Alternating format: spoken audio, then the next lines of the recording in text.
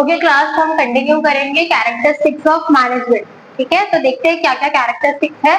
First है goal oriented process. तो हमने देखा, हम उसके डेफिनेशन में ही देखा कि इसका मेन ऑब्जेक्टिव क्या होता है, मेन हमारा मोटिव क्या होता है मैनेजमेंट करने का, कि हम हमारा जो भी डिसाइडेड गोल है, ठीक है, हमने जो डिसाइड कर रखा है कि ये मुझे गोल है, वो मुझे अचीव करना है।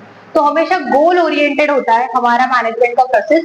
Managers unite individual efforts towards clearly defined organizational objective, whether commercial, social, educational। तो हमेशा जब भी हम ये मैनेजमेंट के प्रोसेस में इन्वॉल्व होते हैं, तो हमेशा हम सारे इंडिविजुअल एफर्ट्स लगाते हैं क्लियरली हमारे ऑर्गेनाइजेशन में, ताकि हमारे जो ऑर्गेनाइजेशनल ऑब्जेक्टिव्स है उसको हम अचीव कर सके। तो उसमें कमर्शियल ऑब्जेक्टिव हो सकता है, सोशल, एजुकेशनल, कोई भी टाइप का ऑब्जेक्टिव हो सकता है। ठीक है, ठीक है। फिर आता है all pervasive. Management is essential in every type of organization, industrial, service, government है और non profit in any country. तो मैंने स्टार्टिंग में बताया था इसके पहले वाले वीडियो में कि मैनेजमेंट सिर्फ ऑर्गेनाइजेशन में, बड़े ऑर्गेनाइजेशन में, सिर्फ छोटे ऑर्गेनाइजेशन में ऐसे नहीं होता है। मैनेजमेंट हर जगह पे हमें जरूरत होती है, मैनेजमेंट की हर जगह पे एसेंशियल है। एवरी टाइप ऑफ ऑर्गेनाइजेशन, अगर ऑर्गेनाइजेशनल इंडस्ट्रियल सर्विस का हो, या गवर्नमेंट ऑर्गेनाइजेशन है, या कोई भी इंस्टीट्यूशन है, बैंक है, नॉन प्रॉफिट ऑर्गेनाइजेशन है, आपके घर में भी, मैंने आपका एग्जाम्पल दिया था खुद का, जब हम कुछ गोल डिसाइड करते, एम डिसाइड करते, तो हमें मैनेजमेंट के प्रोसेस को यूज करना पड़ता है। ठीक है, मैनेजमेंट हमें प्रॉपर मैनेज करना पड़ता है चीजों को। हमारी मम्मी अगर कुछ गेस्ट के लिए खाना बना रही है, तो उनको सब कुछ एक्टिविटीज देखनी पड़ती है, सारे फंक्शंस देखने पड़ते हैं मैनेजमेंट का, और उस हिसाब से काम करना पड़ता है। तो हर जगह पे, हर एक सेक्टर में, हर एक पर्टिकुलर ऑर्गेनाइजेशन में, है ना, कोई भी बात हो, कोई भी गोल हमें अचीव करना हो, हमें मैनेजमेंट की जरूरत पड़ती है। इसलिए ये है ऑल परवेसिव। फिर आता है multi dimensional. It involves coordinating 3 की एरियाज। तो मल्टी डायमेंशनल है, हमें 3 की एरियाज को हमें एक दूसरों के साथ कोऑर्डिनेट करवाना पड़ेगा।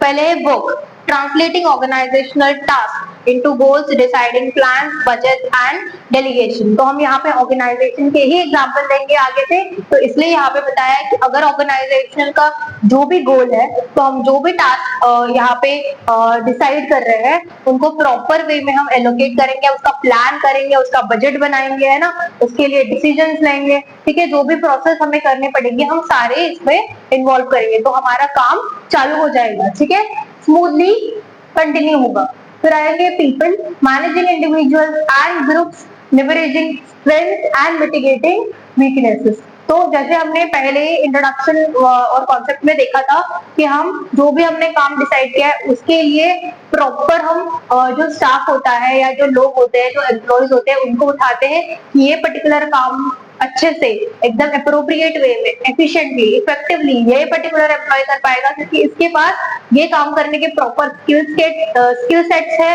क्वालिफिकेशन है प्रॉपर, उसको भी इस काम करने में इंटरेस्ट है, या फिर उसके पास पोटेंशियल है, उसके पास कैपेबिलिटी है, लेकिन उसको ये काम करना पसंद ही नहीं है। तो आप उसको उस काम में डाल दोगे तो कर पाएगा क्या, उसका 100% दे पाएगा क्या, नहीं दे पाएगा। तो ये आपको डिसाइड करना है कि कौन सा इंडिविजुअल कौन से काम करने के लिए एकदम फिट है। ठीक है, कौन से इंसान को स्किल्ड लेबर में डालना है, अनस्किल्ड लेबर में डालना है, कौन सा इंसान कितना उसका पोटेंशियल है कौन सा काम करने के, ये आपको पता होना चाहिए। तो आप प्रॉपर स्ट्रेंथ को लिवरेज करोगे, और अगर किसी का कुछ पार्ट में वीकनेस है, तो उसको मिटिगेट करोगे, इसको हटा दोगे, एलिमिनेट करोगे। मतलब फॉर एग्जांपल, अगर एक एम्प्लॉय है तो जिसको अकाउंट्स में बहुत दिक्कत होती है, इसने पढ़ाई नहीं कभी अकाउंट्स, है ना, वो अलग ही बैकग्राउंड से आता है, साइंस बैकग्राउंड से आता है, आर्ट बैकग्राउंड से आता है, उसने अकाउंट्स पढ़ा नहीं, उसको आप अकाउंटिंग करने डालोगे तो क्या होगा, सब खराब हो जाएगा, सब मैस हो जाएगा, कुछ आएगा ही नहीं, उसको ट्रेन करना पड़ेगा, उसमें टाइम जाएगा। ऐसा हम करेंगे क्या, नहीं। उसका जहाँ पे वीकनेस है वहां पे उसको क्या करना है, मिटिगेट कर देना है ना, उसको वहां पे डालना ही नहीं है, बराबर। तो पीपल होना चाहिए हमारा, कोऑर्डिनेशन प्रॉपर, और operation, overseeing production service processes that turn into output. तो जो भी हम काम कर रहे हैं, जिसकी भी हमने प्लानिंग की है, जो काम हमारे वर्कर्स कर रहे हैं, वो जो ऑपरेशन है, वो उसको ओवरसी करना है, उसको कंट्रोल करना है, उसको देखना है कि ये जो प्रोडक्शन हम कर रहे हैं वो प्रॉपरली हो रहा है क्या, अप्रोप्रिएटली हो रहा है क्या, या हम सर्विसेज अगर प्रोवाइड कर रहे हैं, ठीक है, सर्विसेज रेंडर कर रहे हैं, तो वो सर्विसेज प्रॉपरली हो पा रही है क्या, सब कुछ हमने जो प्लान किया है उसके हिसाब से सारे काम हो रहे हैं क्या, हमारा जो डिसाइडेड गोल है, डिसाइडेड आउटपुट जनरेट होना चाहिए, वो आउटपुट जनरेट हो रहा है क्या। तो ये तीनों भी चीजें एक दूसरे से कोऑर्डिनेट करती है, एक दूसरे के साथ चलती है, तो ये हमारा है मल्टी डायमेंशनल का पॉइंट। फिर आ जाता है कंटिन्यूअस प्रोसेस। हमें पता है, हमने देखा है कि ये बहुत ऑब्वियस सी बात है कि अगर मैं मैनेजमेंट कर रही हूँ, है ना, सब चीजों को मैनेज कर रही हूँ, आज कर रही हूँ और कल मैं घर पे जाके सो जाती हूँ, नहीं आज मेरा मन नहीं कर रहा है ना, आज मेरा मूड नहीं है, आज नहीं करते, छोड़ो ना, आप भी घर जाओ, आप भी जाने दो, आज रेस्ट ले लो, ऐसे चलेगा क्या? नहीं चलेगा। हमें रेगुलरली कंसिस्टेंटली वो काम करना पड़ेगा, इसलिए हम उसको कंटिन्यूअस प्रोसेस बोलते हैं। Management is never static, it involves continuous cycles of planning, organizing, staffing, directing and controlling। सिर्फ प्लानिंग करने के बाद आप रेस्ट कर सकते हो क्या? नहीं, प्लान करने के बाद आपको ऑर्गेनाइज करना पड़ेगा, तभी ही आपका जो फंक्शन है, आपका जो गोल है, वो प्रॉपर फंक्शन वाइज काम करेगा और तभी ही वो गोल अचीव कर पाए। इसलिए सारे हमें कंटिन्यूअस साइकिल में काम करना पड़ता है, पहले प्लानिंग, फिर ऑर्गेनाइजिंग, फिर हमें स्टाफिंग करना पड़ता है, फिर डायरेक्टिंग करना पड़ेगा और फिर कंट्रोलिंग करना पड़ता है, तभी हमारा जो आउटपुट है, जो एंड रिजल्ट है, वो हम अचीव कर पाएंगे। इसमें ये है कंटिन्यूअस प्रोसेस। फिर है ग्रुप एक्टिविटी। ये मैनेजमेंट का जो काम है वो आप अकेले नहीं कर सकते हो। इवन मैंने एग्जांपल दिया था कि पर्सनल मैनेजमेंट का, उधर भी आप काम अकेले नहीं कर सकते। आपको टीचर्स की जरूरत है, आपको कोचिंग की जरूरत है, आपको यूट्यूब वीडियोस की जरूरत है, आपको आपकी मम्मी की जरूरत है, आपके पापा की जरूरत है ना, आपको लोगों की जरूरत है। तो ये काम हम अकेले नहीं कर सकते। तो आप अगर पर्सनल खुद की चीज भी अकेले नहीं कर सकते हो, आपको कोई ना कोई लोगों की इन्वॉल्वमेंट लगेगी ये मैनेजमेंट के प्रोसेस को कंप्लीट करने के लिए, तो ऑर्गेनाइजेशन में ऑब्वियसली ये कोई अकेला इंडिविजुअल नहीं कर पाएगा, राइट, अकेला इंसान नहीं कर पाएगा। तो ये ग्रुप एक्टिविटी है। Management relies on team coordination, है ना। अगर टीम है हमारी, एक इंसान अच्छे से काम कर रहा है, एक इंसान नहीं कर रहा है, आलस कर रहा है या ध्यान नहीं दे रहा है, जो भी है, तो हमारा पूरा काम खराब हो जाएगा और हम आगे प्रोसीड नहीं कर पाएंगे, हमारे गोल को अचीव नहीं कर पाएंगे। इसलिए ये कोऑर्डिनेशन होना चाहिए आपके मैनेजमेंट के टीम के पास। फिर as organizational goals are achieve collectively, हम जो भी ऑर्गेनाइजेशनल गोल्स है वो अकेले नहीं अचीव कर सकते, हम उनको कलेक्टिवली अचीव करते हैं, इंडिविजुअली अचीव नहीं हो पाया। ओके, फिर आते हैं dynamic function. Managers must adopt to social, economic, political and technological changes. For example McDonald's menu localization in India. तो क्या होता है, हमने सब डिसाइड कर लिया है ना, हमने प्लान कर लिया, हमने फिर उसके बाद आगे के प्रोसेसेस कर लिए, है ना, ऑर्गेनाइज कर लिया, स्टाफिंग कर लिया, है ना, और हमारा काम चल रहा है, हम कोऑर्डिनेट, हम कंट्रोलिंग का प्रोसेस कर रहे हैं, हम देख रहे हैं, मॉनिटर कर रहे हैं चीजों को। तभी हमने नोटिस किया, अरे ट्रेंड तो चेंज हो गया मार्केट में, है ना। समझो आपका जो बिजनेस था वो पर्टिकुलर फैशन बिजनेस था, ठीक है, तो आप क्लोथ्स बनाते हो, ठीक है, तो आपने अभी ट्रेंड और नोटिस किया कि अभी ये ट्रेंड चलेगा, एस्टिमेट किया 3 महीने 4 महीने चलेगा, तो चलो प्रोडक्शन चालू करते हैं, चलो काम चालू करते हैं, हम भी ये पर्टिकुलर डिजाइन के क्लोथ बनाएंगे, ये पर्टिकुलर फैब्रिक के क्लोथ बनाएंगे, ये लोग बहुत पहन रहे हैं, बहुत ट्रेंडिंग चल रहा है, तो बनाएंगे। हम बना रहे हैं, चालू हो गया काम, है ना, हम समझो 1 मंथ में इसको कंप्लीट करने वाले हैं, फिर मार्केट में लाने वाले हैं, और तभी आपने नोटिस किया कि ट्रेंड चेंज हो गया, है ना, ट्रेंड चेंज हो गया, है ना। ये तो ये सोशल में आएगा कि लोगों के टेस्ट प्रेफरेंसेस वांट भी चेंज हो गए, तो अब क्या करोगे आप, ठीक है, तो आपको उनके हिसाब से चीजों को अडॉप्ट करनी पड़ेगी। ठीक है, चलो ये ऐसे ऐसे हो गया, चलो हम ऐसा प्रोसेस करते हैं, कि हम ये डिसाइड करते हैं, ये करते हैं, ठीक है। तो आपको जो मैनेजर्स होते हैं, है ना, उनको अडॉप्ट करना पड़ता है जो भी हमारे एनवायरनमेंट में चेंजेस होते हैं, ठीक है। अगर टेक्नोलॉजिकल चेंज है, समझो मार्केट में बाकी के जो हमारे कंपिटिटर्स है, वो जो टूल्स, इक्विपमेंट, मशीनरी यूज कर रहे हैं, वो और एडवांस या हायर वर्जन के हैं, है ना, या फिर एकदम हाई क्लास टेक्नोलॉजी यूज कर रहे हैं, तो हम उसकी वजह से हम कहीं पे लैग कर रहे हैं, हम कहीं पे पीछे हैं, तो आपको वो टेक्नोलॉजी अडॉप्ट करनी पड़ेगी, तभी आप उन कॉम्पिटिटर्स को प्रॉपर, मतलब ऐसे कॉम्पीट कर पाओगे, आगे बढ़ पाओगे उनसे, ठीक है, उनसे बेटर दिख पाओगे, आपका ब्रांड उनसे ज्यादा बेटर एस्टैब्लिश होगा, बेटर मार्केट में दिखेगा, आपकी वैल्यू और बढ़ेगी कंपेयरिंग टू योर कॉम्पिटिटर्स, ठीक है। तो इसलिए जो भी हमारे पर्टिकुलरली एनवायरनमेंट में चेंजेस होते हैं वो हमें अडॉप्ट करने पड़ते हैं, उसके हिसाब से हमें काम करना पड़ता है। फॉर एग्जाम्पल मैकडॉनल्ड्स का है, मैकडॉनल्ड्स दूसरे कंट्री में उसका जो मेन्यू है उसमें बीफ इंक्लूडेड होता है, ठीक है, बहुत कुछ ऐसे चीजें इंक्लूडेड होती है जो हमारे इंडिया में लोग नहीं खाते, लोग एक्सेप्ट नहीं करेंगे। तो उनको पता है कि इंडिया में लोग बीफ नहीं खाएंगे, अगर बीफ हमारे मेन्यू में होगा तो मैकडॉनल्ड्स में लोग आएंगे ही नहीं।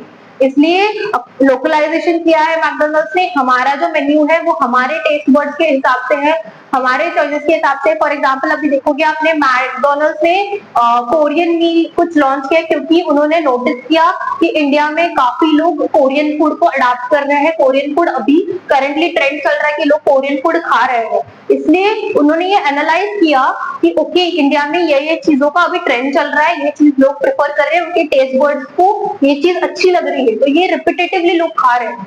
तो हम लोग इसलिए कोरियन मेन्यू लॉन्च करते हैं ना, कोरियन मील लॉन्च करते हैं कि लोग हमारे पर्टिकुलरली हमारा जो फूड जॉइंट है, हमारा मैकडॉनल्ड्स है, वहां पे लोग ज्यादा विजिट करेंगे, ज्यादा आएंगे, तो हमारे सेल्स और बढ़ेंगे। तो ये होता है, ठीक है। तो हम पर्टिकुलरली मार्केट को देख के, हमारे एनवायरमेंट को देख के उसके अकॉर्डिंग चीजें करते हैं, ठीक है। आई होप आपको ये सारे पॉइंट्स प्रॉपरली क्लियर हो गए होंगे। और एक कैरेक्टरिस्टिक्स है, उसके बाद हम लोग ऑब्जेक्टिव करेंगे, ये आप नोट डाउन कर लो पहले और फिर हम कंटिन्यू करते हैं।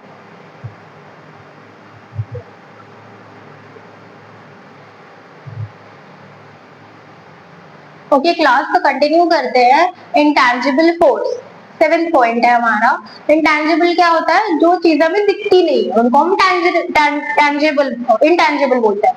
जो चीजें हमें दिखती है, हम देख सकते हैं, उसको हम लोग टैंजिबल बोलेंगे। और जो चीजें हमें नहीं दिखती है, हम उनको बस फील कर सकते हैं लेकिन टच नहीं कर सकते, देख नहीं सकते, तो हम उनको इंटैंजिबल बोलेंगे। तो ऑब्वियसली हमारा मैनेजमेंट का जो प्रोसेस है वो क्या है? इंटैंजिबल है। isn't physically visible but its impact is seen in organizational order, goal achievement, employee satisfaction, systematic operation। तो मैनेजमेंट का जो प्रोसेस है वो हम देख नहीं सकते हैं, ठीक है। फिजिकली हम देख नहीं सकते, टच नहीं कर सकते, लेकिन हम उसको फील कर सकते हैं। हम उसको कैसे फील कर सकते हैं? उसका इम्पैक्ट देख के। कैसा इम्पैक्ट? हमारे ऑर्गेनाइजेशनल पे कैसे इम्पैक्ट हो रहा है, हमारे गोल अचीव हो रहे हैं क्या, या फिर हमारे एम्प्लॉय सेटिस्फाइड है क्या, हमारा जो ऑपरेशन है वो प्रॉपर सिस्टमैटिक वे में हो रहा है क्या। तो उस हिसाब से हम हमारे मैनेजमेंट प्रोसेस को देख सकते हैं, ठीक है, वो इंटैंजिबल होके भी। फिर है ऑब्जेक्टिव ऑफ मैनेजमेंट, काफी इंपॉर्टेंट है, काफी सिंपल है। तो देखते हैं क्या क्या है। सबसे पहले हमारे मैनेजमेंट के जो ऑब्जेक्टिव्स होते हैं वो 3 पार्ट में डिवाइड है, ठीक है। 3 ऑब्जेक्टिव्स होते हैं। सबसे पहले ऑर्गेनाइजेशनल ऑब्जेक्टिव होता है, ऑर्गेनाइजेशन का ऑब्जेक्टिव। फिर होता है सोशल ऑब्जेक्टिव कि सोसाइटी का, हमारी जो कम्युनिटी है, सोसाइटी है, एनवायरमेंट है, उसका ऑब्जेक्टिव। और फिर है पर्सनल ऑब्जेक्टिव। पर्सनल ऑब्जेक्टिव मतलब वो जो एम्प्लॉयज होते हैं, ठीक है, उनका पर्सनल ऑब्जेक्टिव क्या है वो बताएगा, ठीक है। सबसे पहले ऑर्गेनाइजेशनल ऑब्जेक्टिव करते हैं, सर्वाइवल। तो सबसे पहले कोई भी बिजनेस हम चालू करते हैं, छोटा बिजनेस हो, बड़ी कंपनी हो, है ना, सोल प्रोप्राइटर हो, हमने 11th में किया है, सोल प्रोप्राइटर अकेला इंसान बिजनेस कर रहा हो, ठीक है, और पूरी फैमिली हो, जॉइंट इंटू फैमिली हो, है ना, जो फैमिली के अंदर बिजनेस करता है, या फिर पार्टनरशिप हो, या फिर हमारी बड़ी कंपनी हो, क्या मीडियम स्केल की कंपनी हो, स्मॉल कंपनी, जो भी है, स्मॉल स्केल का बिजनेस हो, तो कोई भी टाइप का बिजनेस हो, उनका पहला ऑब्जेक्टिव होता है सर्वाइवल। जितना मैं कॉस्ट इंकर कर रहा हूँ ये बिजनेस को चलाने के लिए, एटलीस्ट उतना कॉस्ट तो मुझे आना चाहिए, तभी मैं सर्वाइव कर पाऊंगी। एक दिन मैंने ये पर्टिकुलर कॉस्ट इंकर किया, 2 दिन किया, 4 दिन किया, फिर उसके बाद जो भी मुझे पैसा आ रहा है, जो भी रेवेन्यू जनरेट हो रहा है, वो कॉस्ट जितना मैंने इंकर किया है उससे कम आ रहा है, तो क्या होगा? लॉस होगा। तो लॉस अगर हो रहा है, आज लॉस हो रहा है, कल लॉस हो रहा है, परसों लॉस हो रहा है, तो चौथे दिन मैं और इन्वेस्ट कर पाऊंगी क्या, और बिजनेस चला पाऊंगी कि नहीं चला पाऊंगी? तो मुझे सरवाइव करने के लिए एटलीस्ट जितना मैंने कॉस्ट लगाया है, कोई भी प्रोडक्शन कर रहे हो, सर्विस प्रोवाइड कर रहे हो, जितना भी आपने कॉस्ट इंकर किया है इनपुट्स में, तो उतना एटलीस्ट आउटपुट में उतना कॉस्ट, उतना जो रेवेन्यू है वो उतने ही अमाउंट का होना चाहिए एटलीस्ट, तभी आप सरवाइव कर पाओगे। Generating enough revenue to cover cost, इतना रेवेन्यू होना चाहिए कि हमारा जो कॉस्ट हमने इंकर किया है वो हम कवर कर पाए, और हम हमारा जो ऑपरेशन है वो सस्टेन कर पाए, हम सरवाइव कर पाए। तो पहला ऑब्जेक्टिव होता है कोई भी बिजनेस का, ठीक है, होता है वो कोई भी ऑर्गेनाइजेशन का जो होता है वो सर्वाइवल। फिर है प्रॉफिट। ऑब्वियसली हमने देखा है 11th में भी देखा है, बहुत सारे चैप्टर्स में हमने बिजनेस स्टडीज के पढ़ा है कि हमारे बिजनेस का, हमारे ऑर्गेनाइजेशन का, एंटरप्राइजेस का मेन एम, प्राइमरी ऑब्जेक्टिव होता है प्रॉफिट अर्निंग, ठीक है। तो producing surplus earnings to reward stakeholders, manage risk and support operations. तो अगर आप सोल प्रोप्राइटर और अकेले बिजनेस कर रहे हो तो जो भी प्रॉफिट आएगा वो आपके पॉकेट में जाएगा।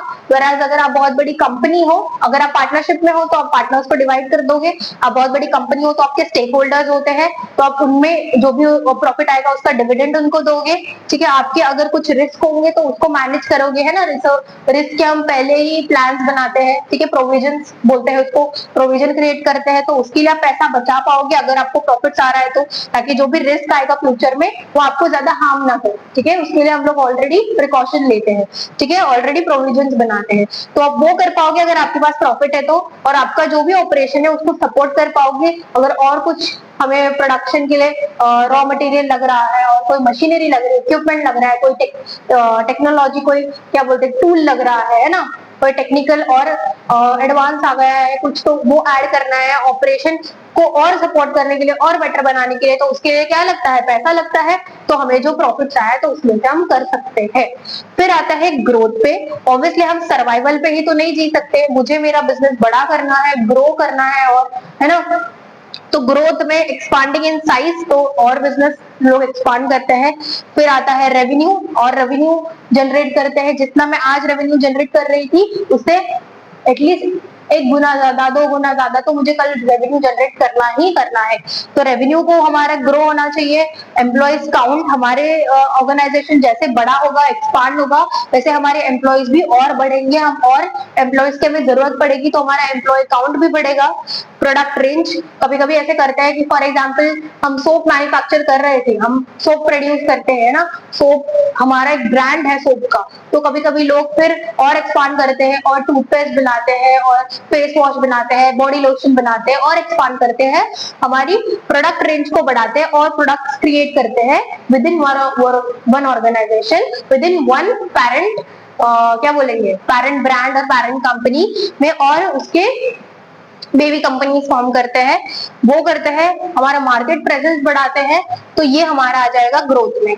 तो ऑर्गेनाइजेशनल ऑब्जेक्टिव में आप क्या लिखोगे, पहले तो सर्वाइवल, फिर प्रॉफिट और फिर growth.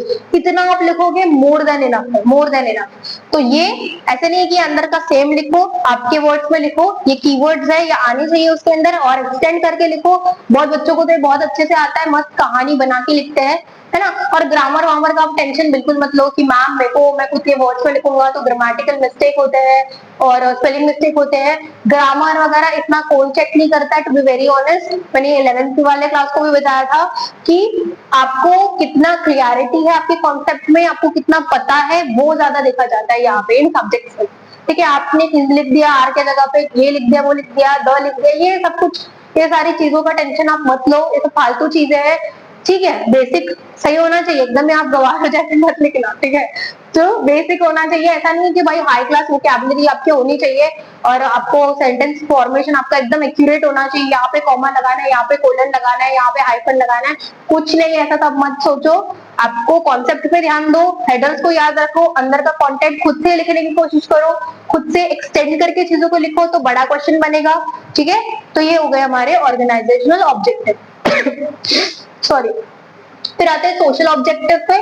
Protecting the environment and adopt eco friendly practices, for example using green production methods. तो हमारे ऑर्गेनाइजेशन का ये एम होना चाहिए कि हमारा जो एनवायरनमेंट है उसको हम प्रोटेक्ट करें, ऐसे कोई भी चीजें या प्रोडक्ट हम यूज ना करें जो हमारे एनवायरनमेंट को हार्म करेगा, कुछ हैम्पर करेगा, ठीक है। तो इसलिए हम जो प्रोडक्शन मेथड्स होते हैं उसमें से हम ग्रीन प्रोडक्शन मेथड्स अगर सिलेक्ट करते हैं, अडॉप्ट करते हैं, तो इको फ्रेंडली तरीके से हम पूरे प्रोडक्शन प्रोसेस को करेंगे और उसके वजह से हमारे एनवायरनमेंट को कुछ भी हैम्पर नहीं होगा। फिर है creating and generating more employment specially in under privileged communities. तो बहुत सारे ऑर्गेनाइजेशन ऐसे करते हैं कि बहुत एम्प्लॉयमेंट जनरेट करते हैं क्योंकि अभी ऐसा हो रहा है बहुत ज्यादा कि मार्केट में जॉब्स ही नहीं है। लोग ग्रेजुएट्स है ना, मास्टर्स वगैरह किया हुआ है ना, तो डिप्लोमास किए हुए हैं, लेकिन उनको अप्रोप्रिएट उनके फील्ड का जॉब नहीं मिल रहा। तो ये ऑर्गेनाइजेशंस को बड़े बड़े ध्यान रखना है कि बहुत सारे लोग जो गांव से आते हैं है ना, अपना विलेज छोड़ के आते हैं, बड़े बड़े सिटीज में आते हैं ताकि उनको जॉब मिल सके। तो बहुत सारे लोग हैं, उनको हमें जॉब देना चाहिए। बड़े जो ऑर्गेनाइजेशन है उनको ये सोचना चाहिए कि मुझे लोगों को जॉब, बेसिकली जॉब क्रिएट करके देनी चाहिए और उनको इन्वॉल्व करना चाहिए अपने ऑर्गेनाइजेशन में, ताकि वो भी अर्न कर सके, वो भी अपना जो भी है उनका जो भी पर्सनल क्या बोलते हैं, उनको जो भी पर्सनल उनका खर्चा वगैरह है वो खुद से मैनेज कर सके, किसी और पे डिपेंड ना हो। तो उनको खुद अर्न करना पड़ेगा, तो इसलिए हम लोग जॉब अपॉर्चुनिटीज यहाँ पे प्रोवाइड करनी चाहिए। ये एक सोशल क्या बोलते हैं ऑब्जेक्टिव में आ जाएगा। ठीक है, फिर बहुत सारे ऐसे लोग होते हैं कि जो फिजिकली अनेबल्ड है, ठीक है, या फिजिकली सॉरी क्या बोल रहे हैं, बेसिकली फिजिकली हैंडीकैप है, या फिर जो भी है कोई पर्टिकुलरली उनको इश्यू है, ठीक है, तो उन वैसे लोगों को भी ऑर्गेनाइजेशन इन्वॉल्व करता है उनके स्किल सेट के हिसाब से, उनके क्वालिफिकेशन के हिसाब से, या फिर कोई भी पर्टिकुलरली जो भी पर्टिकुलर सेक्टर में या डिपार्टमेंट में वो काम कर सकते हैं, है ना, उसमें उन लोगों को डाल देते हैं, तो ताकि वो लोग भी अर्न कर सके और वो लोग भी इंडिपेंडेंट बन सके। फिर आता है supporting community welfare through schools, health care and civic services. तो बेसिकली हमारे एनवायरनमेंट, हमारे सोसाइटी को हमें कुछ ना कुछ देना चाहिए, क्योंकि ये जो भी हम रिसीव कर रहे हैं वो हमारे सोसाइटी से ही हम रिसीव कर रहे हैं। ठीक है, तो ऑर्गेनाइजेशन के प्राइमरी जो रॉ मटेरियल्स होते हैं वो एनवायरमेंट के थ्रू ही हमारे पास आते हैं। हमारे एनवायरमेंट में, हमारे सोसाइटी में लोग हैं तो ही वो हमारे सर्विसेज लेंगे, लोग हैं इसलिए वो हमारे प्रोडक्ट लेंगे, इसीलिए लोग हैं इसलिए हमारा ऑर्गेनाइजेशन चल रहा है। तो इसलिए हमें लोगों का भी ध्यान रखना चाहिए, उनके लिए भी कुछ तो करना चाहिए। जैसे टाटा ग्रुप अपने प्रॉफिट का कुछ पार्ट डोनेट करता है, और भी बहुत सारे ऑर्गेनाइजेशन है कि वो लोग बहुत सारे हेल्थ केयर में इन्वेस्ट करते हैं, डोनेट करते हैं स्कूल्स में, या फिर कोई भी सिविक सर्विस में अपना जो भी एक डोनेशन देते हैं, ताकि हम भी ये पर्टिकुलर कॉज के लिए लड़ रहे हैं, उनको प्रिवेंट कर रहे हैं, उनको देख रहे हैं, है ना, वो चीजों में हेल्प कर रहे हैं। एज अ ऑर्गेनाइजेशन हम ये चीजों में अपना पूरा क्या बोलते हैं आउटपुट दे रहे हैं कि हम ये बेटर कर सके हमारे पर्टिकुलर कंट्री के लिए, हमारे सोसाइटी के लिए। ठीक है, फिर है engaging in broader CSR initiative including fair wages, charitable contribution. तो CSR क्या होता है, कॉर्पोरेट सोशल रिस्पॉन्सिबिलिटी। तो हर एक बड़े ऑर्गेनाइजेशन, मीडियम स्केल ऑर्गेनाइजेशन को ये फॉलो करना पड़ता है, और ऐसा कंपल्जन नहीं है, बट जो ऑर्गेनाइजेशन ये फॉलो करता है तो उनको और वो क्या बोलते हैं एक अलग वे में उनको देखा जाता है कि ओके ये CSR फॉलो कर रहे हैं और ये सोशल रिस्पॉन्सिबिलिटी पे भी ध्यान दे रहे हैं, या सिर्फ अपने प्रॉफिट्स का नहीं सोच रहे हैं, ये लोगों का, सोसाइटी का, कंट्री का भी सोच रहे हैं, अपने एनवायरनमेंट का भी सोच रहे हैं, तो उनको एक अलग वे में देखा जाता है। तो इसलिए सारे ऑर्गेनाइजेशन को प्रॉपर ब्रॉडर CSR के जो भी प्रोसीजर्स है, ठीक है, उसमें एंगेज होना चाहिए, उसके इनिशिएटिव लेने चाहिए, ताकि वो प्रॉपरली उसमें फेयर वेजेस भी इंक्लूडेड होते हैं कि किसी भी एम्प्लॉय को एक्सप्लॉइट नहीं करना है। बहुत सारे जगह पे ऐसे होता है कि जो लेबर्स होते हैं, स्पेशली अनस्किल्ड लेबर्स जो होते हैं, ठीक है, उनको इतना पता नहीं होता है चीजों का, तो लोग उनकी जो वेजेस होती है, समझो एक दिन उन्होंने काम किया तो काम करने का उनको 1200 मिलने वाला था, 1400 मिलने वाला था, तो उनको 900 ही दिया, 800 ही दिया। तो क्या उनके साथ गलत किया, और उनको खुद भी नहीं समझ रहा है, ठीक है, उनको पता ही नहीं है कि मार्केट में ये पर्टिकुलर काम के लिए इतना इतना मिलना चाहिए पैसा, ये इतना डिजर्व करते हैं, इतना उनको मिलना चाहिए, उनको खुद ही नहीं पता है। तो लोग क्या करते हैं, उसका एडवांटेज लेते हैं और उसका फायदा उठाते हैं और उनको एक्सप्लॉइट करते हैं। तो इसलिए फेयर वेजेस होने चाहिए जो गवर्नमेंट सेट करती है। मिनिमम वेज रेट, अगर आपने इकोनॉमिक्स में पढ़ा होगा कि मिनिमम वेज रेट करके कॉन्सेप्ट होता है, जिसमें ये पर्टिकुलर काम के लिए एटलीस्ट इतना वेजेस वो पर्टिकुलर लेबर को मिलना चाहिए। अगर आप उसके नीचे उसको वेजेस दे रहे हो तो आप उसको एक्सप्लॉइट कर रहे हो, ठीक है, आप गलत कर रहे हो। तो फेयर वेज रेट पे ध्यान देना चाहिए। फिर हमारे चैरिटेबल कॉन्ट्रीब्यूशन होने चाहिए, तो वो एक प्रॉपर हमारे स्टेटमेंट्स में आता है कि हमने पर्टिकुलर ये साल में इतने इनिशिएटिव लिए, इतना कंट्रीब्यूट किया सोसाइटी को, कम्युनिटी को, हमारे कंट्री को, ठीक है। तो ये सब कुछ सोशल रिस्पॉन्सिबिलिटी में आता है, सोशल ऑब्जेक्टिव में आता है, काफी इंपॉर्टेंट है।